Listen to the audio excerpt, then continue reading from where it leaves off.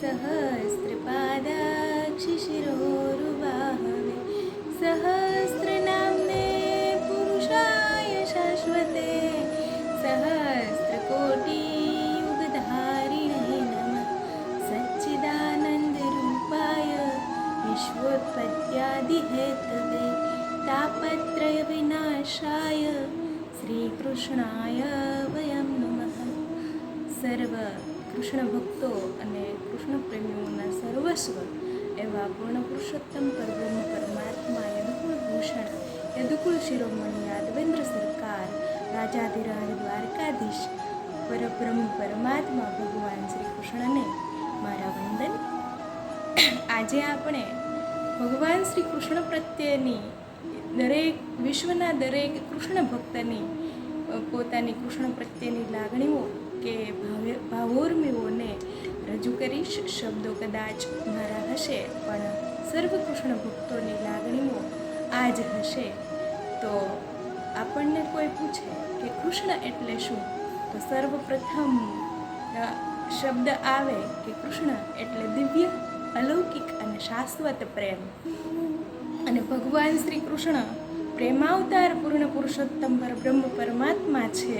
ભગવાનનું આ ધરતી પર અવતરણ જ આપણા જેવા કૃષ્ણ ભક્તો પર કરુણા કરવા માટે અને સૃષ્ટિના સર્વ જીવોના હૃદયમાં દિવ્ય, અલૌકિક અને શાશ્વત પ્રેમનું પ્રગટીકરણ કરવા માટે થયો છે. ત્યારે કૃષ્ણ માટે બીજો શબ્દ તરત જ યાદ આવે કે કૃષ્ણ એટલે કરુણા સાગર, કૃપા નિધાન. અને ભગવાન રાજાધિરાજ દ્વારકાધીશ જેવા કરુણા સાગર તો કદાચ કોઈ મળી જ ન શકે, કારણ કે પોતાને મારવા માટે આવનાર વ્યક્તિને પણ કરુણા કરી અને પોતાના શરણમાં સ્થાન આપે, પોતાના પરમધામમાં સ્થાન આપે એ તો આપણો કનૈયો જ કરી શકે. અને ભગવાન શ્રી કૃષ્ણને પૂર્ણ પુરુષોત્તમ શા માટે કહેવામાં આવે, તો કે આપણે એને જેવા ભાવે ભજીએ એવા જ ભાવે આપણો કનૈયો આપણને પ્રાપ્ત થાય છે.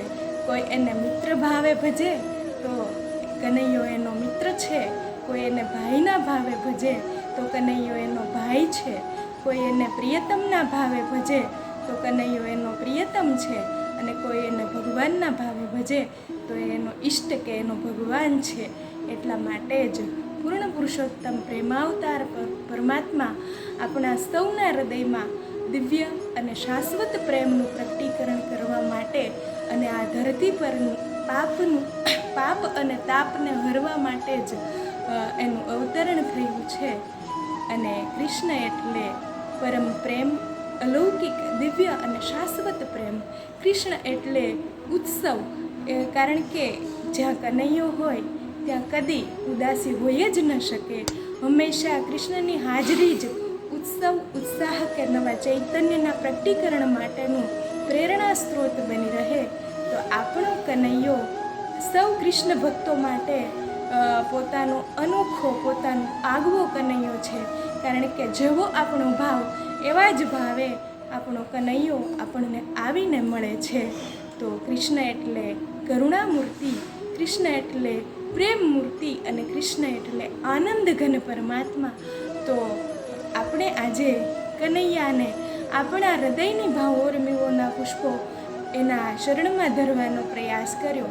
ત્યારે આપણા સૌની પોતાની અને જે ભાવોથી આપણે કૃષ્ણની નજીક જઈ શકીએ એવા ભાવોને આપ સૌ સુધી પહોંચાડવાનો પ્રયાસ કર્યો છે.